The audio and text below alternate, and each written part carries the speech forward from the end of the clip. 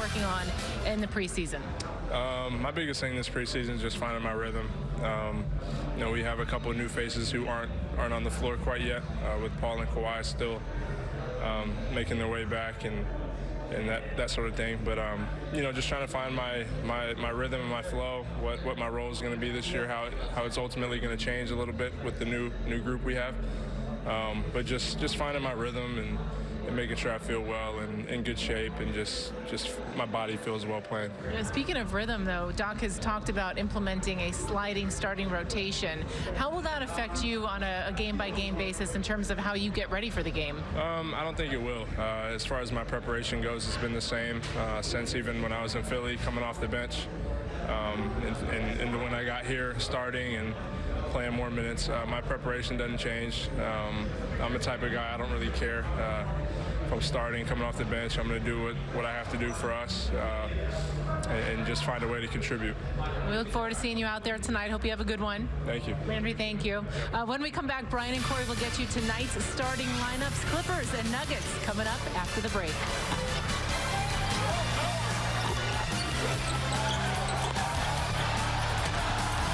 Brought to you by Hyundai. At Hyundai, the longer you look, the more there is to like. Visit your Hyundai dealer today. By Jack in the Box. Come try the new really big chicken sandwich combo starting at $3.99. Only at Jack in the Box. And by CarMax, the way Clippers Nation should be. Back inside Staples Center, Clippers and the Denver Nuggets about ready to tip it off. And take a look at the starting five from both sides. Clearly the name that jumps off the page, Mr. Kawhi Leonard. Oh, yeah, definitely. It's good to see Kawhi able to play. This is a chance for him to break off the rust, get some minutes, and then sit down and get ready for the regular season. He has been playing the last couple of days, full pickup 5-on-5, so it isn't as if this is the first time he's going to get up and down on the floor, but you tell me, how big of a difference is it going from practice 5-on-5 to a game type situation? You can never simulate practice in the game because of the intensity. And also, you're playing against your own teammates. This is a chance for Kawhi to play against someone different to showcase his talent. Kawhi looks very at ease as Doc Rivers takes his seat. He said he wanted to get Kawhi at least a game. He wanted to make sure it was against an NBA team. And he's got it here tonight against a team that is going to be very, very good. We'll discuss Denver and how good they are. They're very good because of that man right there, Mike Malone. 5th season with the Denver Nuggets. They have improved every year. #2 in the Western Conference last season.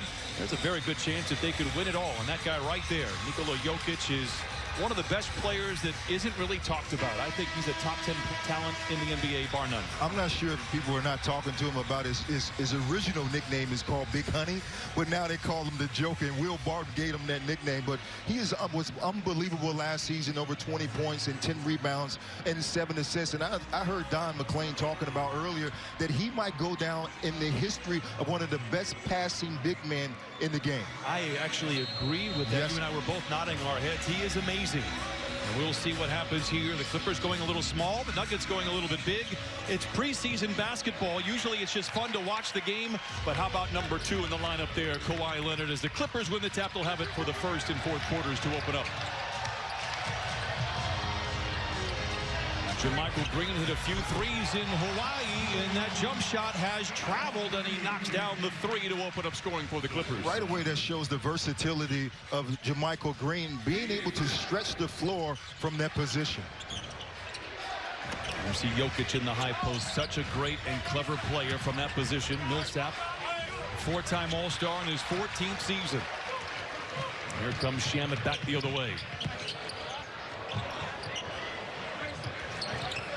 There you can see some of the spacing as kind of a new unit together. Montrez, a couple of those in Hawaii. I love to see him doing it, Brian. You know, Montrez has the ability to shoot those 15-foot jump shots, and what that does is opens up the offense for him. Gary Harris, a soft touch inside, very talented player, when healthy, has missed almost 100 games in his 5-year career. Lou cannot connect. Long rebound tapped out to Kawhi. You can see right away they're trying to find the chemistry, adding Kawhi back in his lineup, but this still can be a very deadly team. Getting late in the clock, a whistle and a 3-second violation. If you saw, You just see right here Kawhi using that probe dribble and Jermichael Green finding that space. And if you don't come out and guard him, he's going to knock down that three. Said he really gained confidence last year, given the green light from Doc Rivers, and now he's coming in expecting to make all the shots. He's done very good in the last couple of the ball games. But the hardest thing for Jermichael last season was coming to a new team mid-season and really trying to figure out different schemes and players. But he came in and did a great job. But what a great coach. And Doc, as Kawhi knocks down that jump shot. Welcome to the family. Kawhi Leonard knocks down his first bucket as a Clipper. There was an audible gasp when he came out on the floor. A lot of the people here did not expect him to play. And now he comes away with a leather larceny back the other way. You could see right away when it left his hands, but it started on the defensive end because of his length on the floor. Got a tip, got out to that three-point line and knocked down that step-back three. Is he going to have some fun this year or what? How about how Clipper Nation, he going to have some fun. Will Barton, an ambitious shot inside, gets his own rebound and leaves it in. But I love just the length on the floor. You know, with Jermichael Green, Kawhi, and Montrez, we really don't talk about how good of a defender Montrez because of his length, and he attacks every single possession to help his teammates. A rare blunder on the pick and roll between the two best in the league last year. Turnover Clippers. Shot there for Will Barton. It's always good to see players that were injured last season back playing a full year healthy, like Will Barton.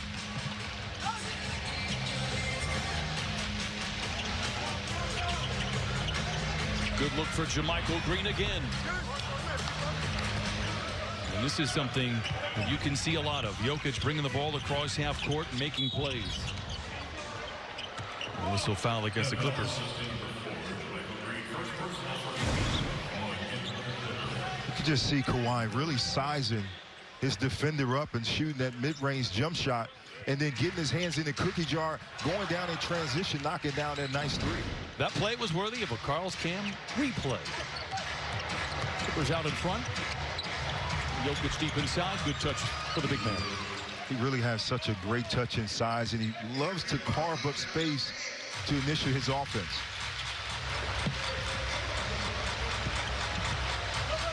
Nice play with Montrez. Look out below. Soaring over California. Montrez Harrell slams it in with two. But when you have the finals MVP, former MVP on the floor, he attracts a lot of attention. And Montrez, one of the best rollers in the game, finds that niche and slams with authority. Barton has such a great pace to his game. He can really change it up when he is out there. Started last year when he got back into the rotation after tearing an abductor muscle. Second game of the season. Millsap, the all-star, whistle foul. Just love the versatility on this play. And when you're a finals MVP in Kawhi, you're going to get a lot of people trying to stop you. And Montrez understands the space of the floor. Understanding angles, he cuts right to the basket and just hammers the rim. Asked Doc Rivers before the ball game about this lineup that he was going with. He hadn't told us yet that Kawhi was playing, so I said, is this your second unit and you're trying to get a kind of feel for them?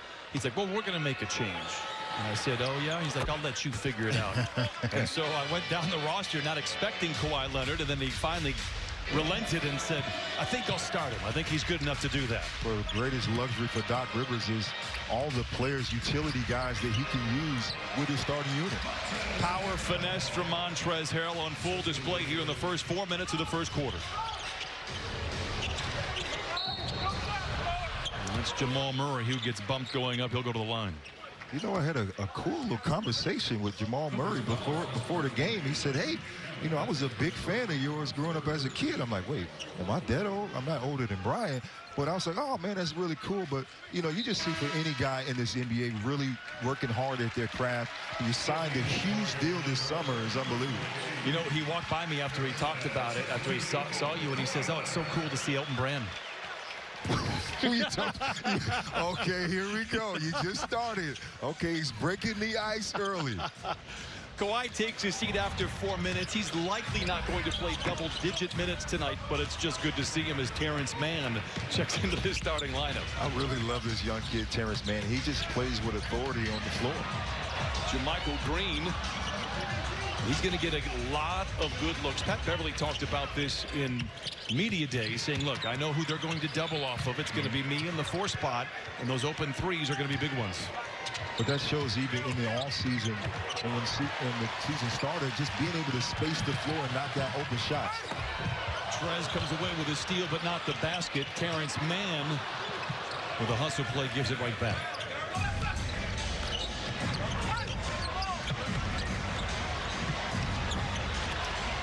Did you want to know if this was a preseason game? You can totally 3 turnovers in a row.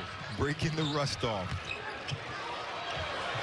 Lou fading to his left. That's his park place, and he knocks it in with a hand in his face. Unbelievable to see what Lou Williams does on every single play, to be able to fade and create space to score for his team. Clippers out in front. It's great to be back in downtown Los Angeles. And you're the 2-time Finals MVP, Mr. Kawhi Leonard. You can score at will. And right there, he used his patience in the mid-range position. And the claw gets his hands in the cookie jar. And, hey, you're not going to stop me. I'm going to use this step-back 3 and fill it up. It just shows the dominance and just the passing ability of Kawhi Leonard has been spectacular so far. That was a top-tier play presented by Arco. Kawhi's line in 4 minutes. 5 points, 2 assists, a rebound, and a steal. Not too bad. Jokic and the Nuggets have it. Size advantage down low against Montrez. After the double, that leaves Barton alone. Misses. Jokic taps it back up and in. It's one of the issues down low. When you use the size of Jokic down low, he's able to battle in that offensive rebound and get that tip in. That's the rookie Terrence Mann, a 2nd-round pick. Expect him to see some time this year. Shamet with a nice hesitation move, dashing down the lane, lays it home. Just love the patience because everyone is expecting Landry to shoot the 3. But like you said, he uses that hesitation dribble to finish with the nice layup. Harris cannot retaliate. Then again, Terrence Mann, one of the things he really brings to the table is rebounding. Talking to some of the coaches, they say he might be the 2nd-best rebounder on the team. The first thing that he did when he got on the floor was grab a rebound. And for Terrence Mann, he initially navigates the floor and puts it up in a hurry. Wow. Shamet counted and a foul.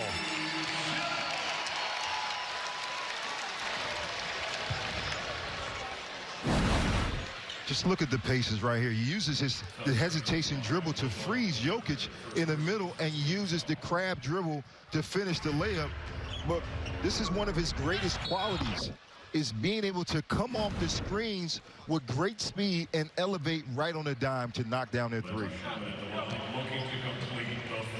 And that has to feel good. He struggled a little bit in Hawaii. Nobody is concerned. His numbers on the island, 2 for 15, and knocks down the shot right there. I just love that he plays with great energy. And despite missing shots, you can just tell right away that he's going to make the right play because of his effort. Good ball movement by the Nuggets. Everyone's fingerprints on the ball this trip down. A little miscommunication there between Jokic and Millsap. Just love how the Clippers were able to regain the position by moving, using that screen to get back to the defensive possession. Clippers on a 10-2 run. Shamet trying to add to the ledger. Offline.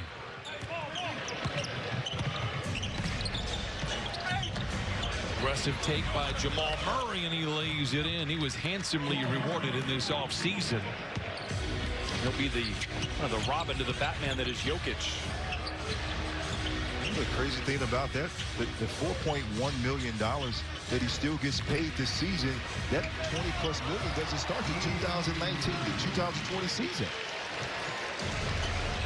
Lou Williams with a graceful glide when the Clippers regain a double-digit advantage. I mean, we have seen it all preseason basketball here. I mean, it is on both sides. As Murray turns it over. I'm not sure who he was passing it to.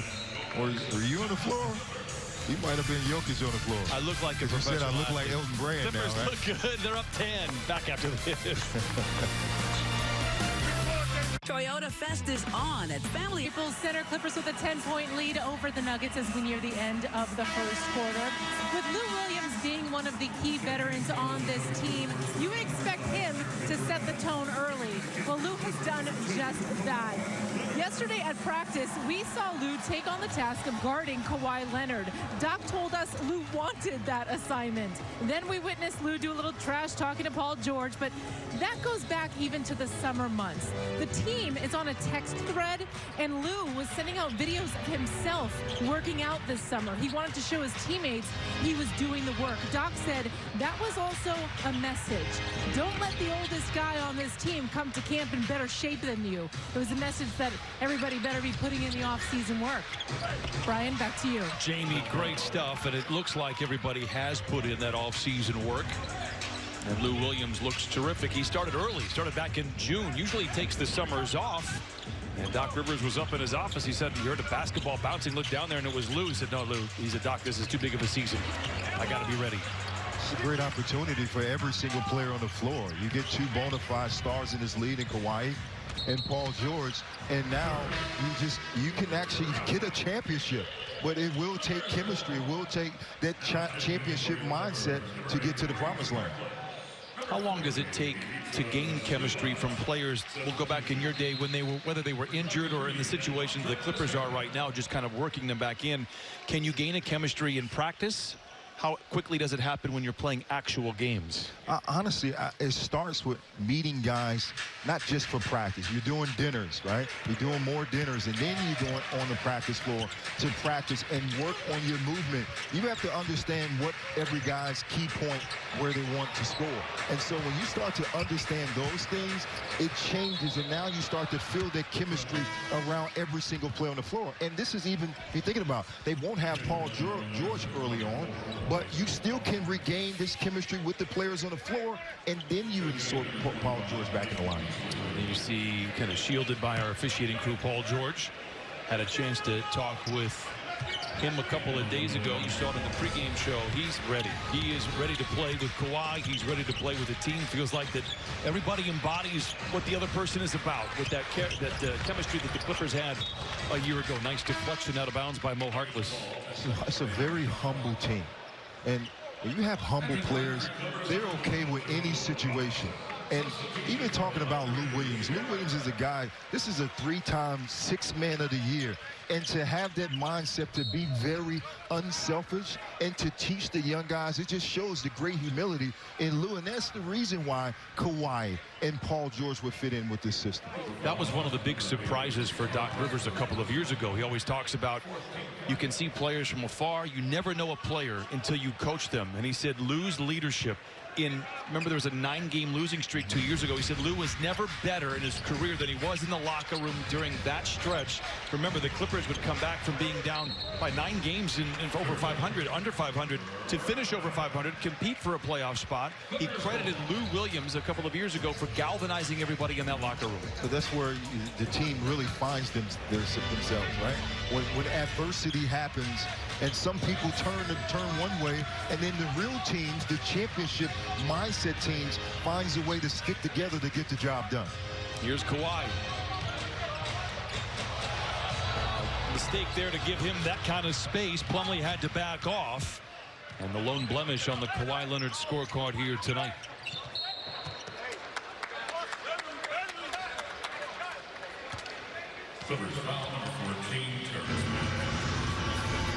Williams, I mean, look at that right there. It's unbelievable. Everybody on that roster right there is a Clipper or a former Clipper. How crazy is that? Eric Gordon, drafted by the Clippers 2008. We saw the greatness of Jamal Crawford and Lou Williams up close and personal.